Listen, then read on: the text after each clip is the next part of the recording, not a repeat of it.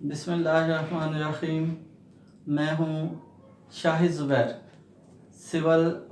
Basic civil engineering drawing کی class civil 143 کے ساتھ آج ہماری سیکنڈ کلاس ہے، دوسرا لیکچر ہوگا اس کا ڈرائنگ کے اوزار اور ان کے لوازمات کے بارے میں۔ پہلی کلاس میں آپ اس کو کچھ حصہ اس کا پڑھ چکے ہیں، آگے اس کو مزید کنٹینیو کرتے ہیں۔ آج ہم ٹائپس آف اسکیل پڑھیں گے۔ اسکیل کارڈ کے بارے میں نے آپ کو بتایا تھا کہ جو اوریجنل اسکیل میں ڈرائنگ کی پیمائش لی ہوتی ہے وہاں موقع پہ، تو اس کو ڈرائنگ شیٹ کے اوپر، چھوٹی شیٹ کے اوپر یا بڑی شیٹ کے اوپر اس کو بنانا ہوتا ہے، تو ہم اس کو جب بنانا چاہیں تو اسکیل کا استعمال کریں گے۔ ڈرائنگ شیٹ تیار کرنے کے لیے اصل آبجیکٹ کو کسی نسبت کے مطابق چھوٹی یا بڑی ڈرائنگ تیار کر کے بنایا جاتا ہے۔ مجسم کے اصل سائز اور ڈرائنگ پر اس کے سائز کے درمیان نسبت ایک مقرر کی جاتی ہے جس کو اسکیل کہا جاتا ہے۔ ڈرائنگ اسکیل اس کو کہتے ہیں۔ ڈرائنگ اسکیل کی دو قسمیں ہوتی ہیں۔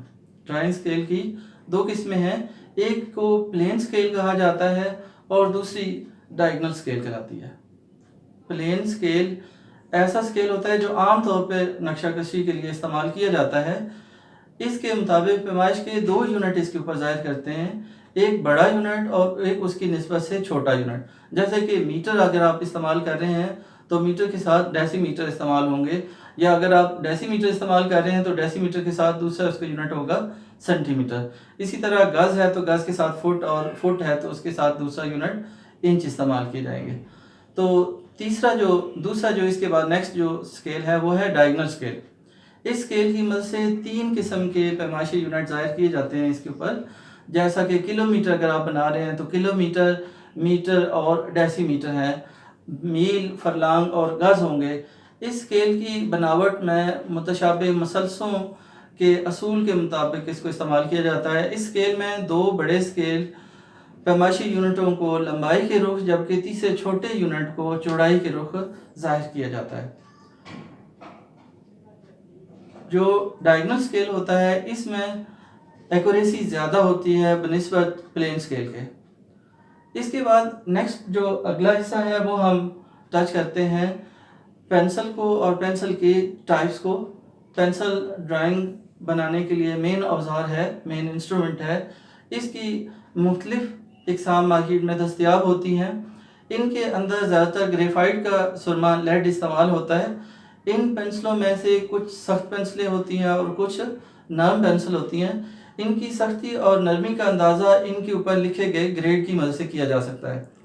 سب سے زیادہ نرم پینسل 7B ہوتی ہے اور سب سے سخت پینسل 9H ہوتی ہے۔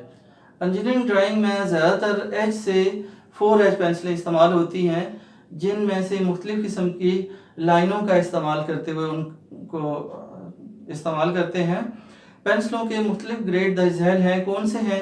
اب سخت گریڈ ہے، اس درجہ میں ایچ گریڈ کی پینسلیں آتی ہیں اور 5H سے 9H تک مارکیٹ میں دستیاب ہوتی ہیں۔ ان کو زیادہ تر ڈرائنگ ورک میں استعمال کیا جاتا ہے۔ سخت گریڈ لائن ورک میں استعمال ہوتی ہیں۔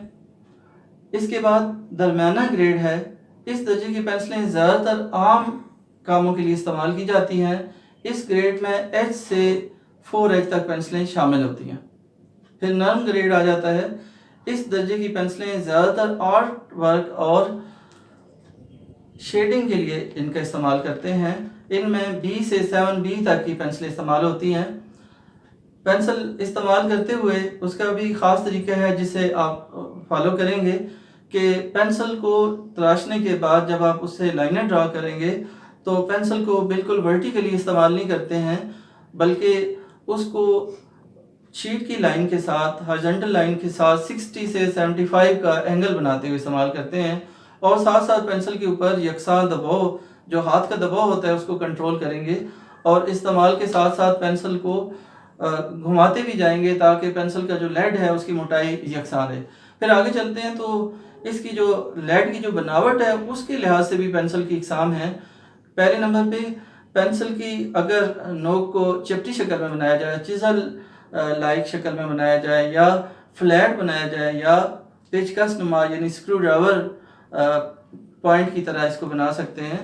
تو اس کی 4 اقسام ہیں: چپٹی نوک والی پینسل، مخروطی نوک والی پینسل، سیدھی نوک اور پیچکس نما نوک والی پینسل.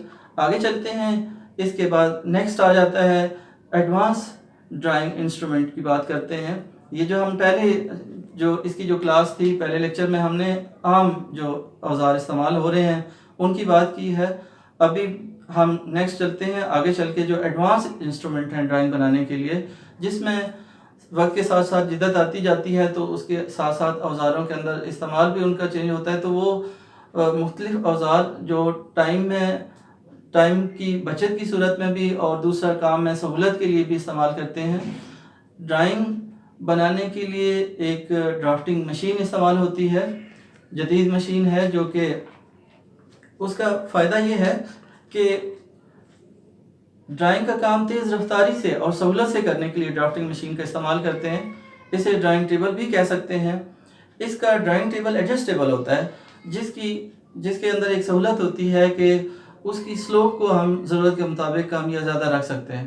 دوسرا اس کے اندر جو مین سہولت ہے وہ یہ ہے کہ اس کے اوپر ٹی اسکیل جو اس کا جو ہارزنٹل انسٹرومنٹ ہوتا ہے، ہارزنٹل لائن ڈرا کرنے کے لیے، وہ بھی اس کے اوپر فکس ہوتا ہے. اور ایل شیپ میں اس کے اوپر سیٹ اسکیئر جو ہیں وہ بھی اس کے اوپر فکس ہوتے ہیں، اور مطلوبہ اینگل پہ اور مطلوبہ اونچائی میں کم زیادہ اس کو کرنے کے لیے اس کو ہم سیٹ کر سکتے ہیں.